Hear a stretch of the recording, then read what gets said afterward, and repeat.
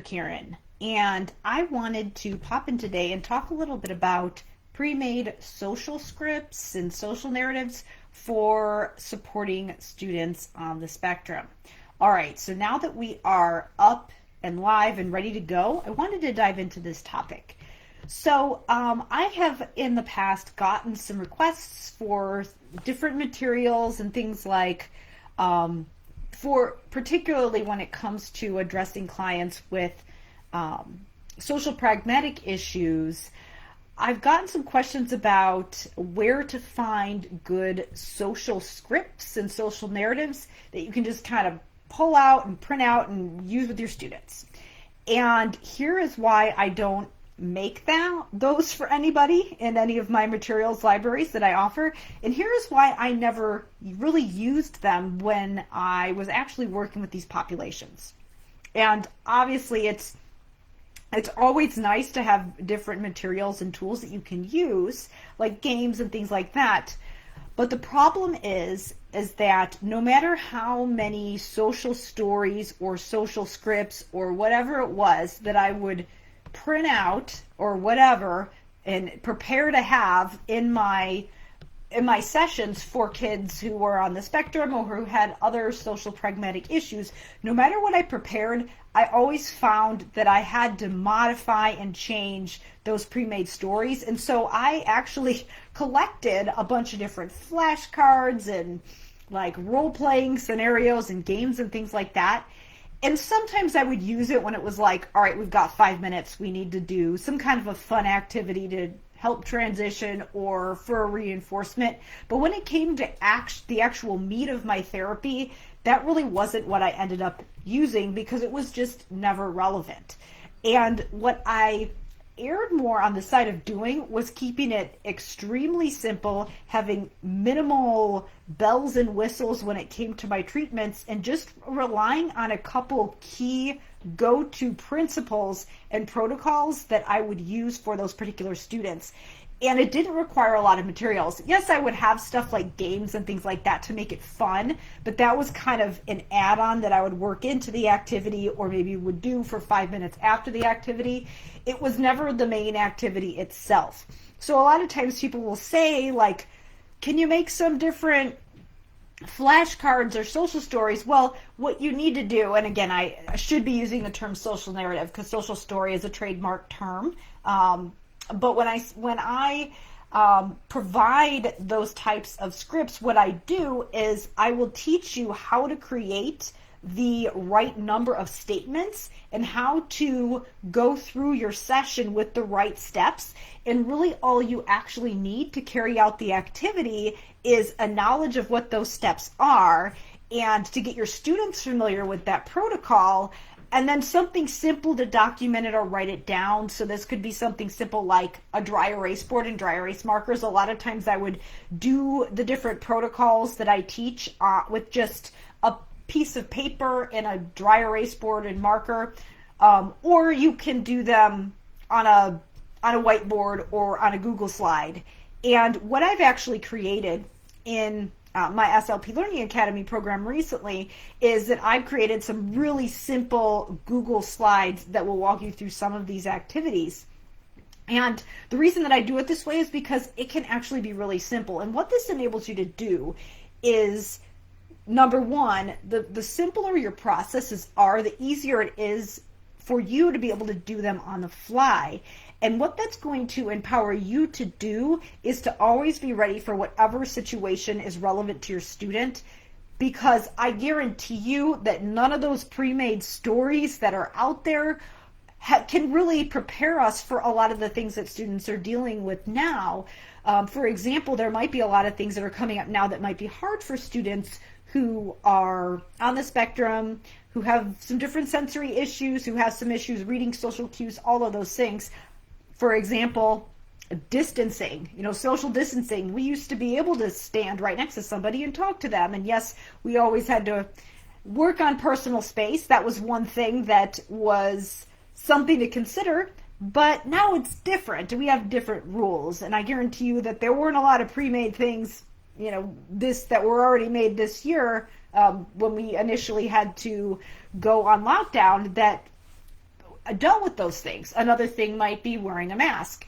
If you don't like things on your face, that could be something that you might have to work through and talk through with your students. So all of those things.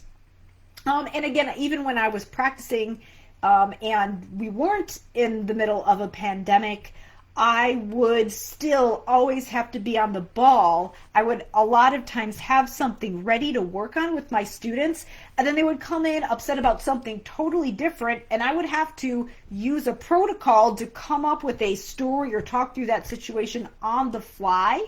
And I would have to figure out, okay, which one of my strategies is best here, and then just pull out my whiteboard and go through it. And that was a lot more helpful and a lot more relevant to my students than any kind of pre-made thing. So when I teach tools, I teach more along the lines of those types of tools, processes that you can do really easily without a lot of materials that you've got to carry around. And a lot of fancy apps. Not that I think apps are bad. Yes, they're great for, a little variety and reinforcement, but they're not necessary in order for you to be successful. So I actually, for this particular area, this month, so in my mentoring program for SLPs, my monthly membership called SLP Learning Academy, that is really focused on helping you as an SLP go to work confident, knowing that you're providing high quality services for your students, not just in language therapy, which is the area that I focus on in some of my courses, but really in all areas that you are having to treat, some of those unique case studies where you have to really problem solve, or also helping you through a lot of those other things that you have to deal with as an SLP, such as consultation, collaboration, the counseling aspect, productivity and managing your life, all of those different things. We talk about all of those things in the program and really help you to develop your clinical skills, but also your leadership skills and your ability to advocate for your clients so that you know that you're really showing up for them in a big way, which is so important right now. But I wanted to showcase the pragmatic language because this month you can actually get my social language roadmap course included in your membership when you join SLP Learning Academy this month. So normally the course is $197, but you can actually get it included in your SLP Learning Academy membership when you join this month. So the social language roadmap goes through a lot of those protocols that I mentioned. So it will teach you the framework of figuring out the root cause of a lot of the reasons why a lot of your students with social pragmatic issues might not be successful in some of their social situations. It's a lot more than just teaching them do this, do this, do this, because there's a lot of times a deeper cause to whatever behaviors that they're doing that maybe aren't considered desirable or that are getting in the way of them being successful. And we've got to figure out the root cause of those things. And there's a whole framework for doing it, and a lot of social skills interventions out there ignore some of the key components. So I walk you through that. I also walk you through the areas that you need to look at when you're figuring out what goals you're writing, and when you're diagnosing the area where you need to focus on with your client. Again, a lot of times interventions can be very myopic and they're just scratching the surface. They're not really getting to the root cause or category of the issue or the skill that your client needs to build in order to be successful across the board.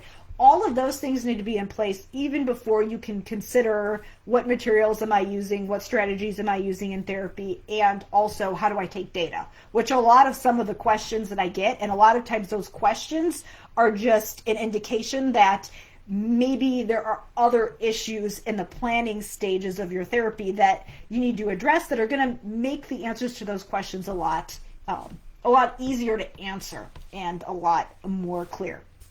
So I walk through that whole framework, and then I also talk about the actual intervention protocols where that'll actually help you build those skills depending on where your student needs the most work and what they need to do in order to be successful. So that social language roadmap program, you can actually get it when you become an SLP Learning Academy member this month. So it is a separate course, but it'll come with your membership. if you join this month. And again, SLP Learning Academy is my program that really helps you to show up and develop your clinical skills in a way that helps you really serve your clients.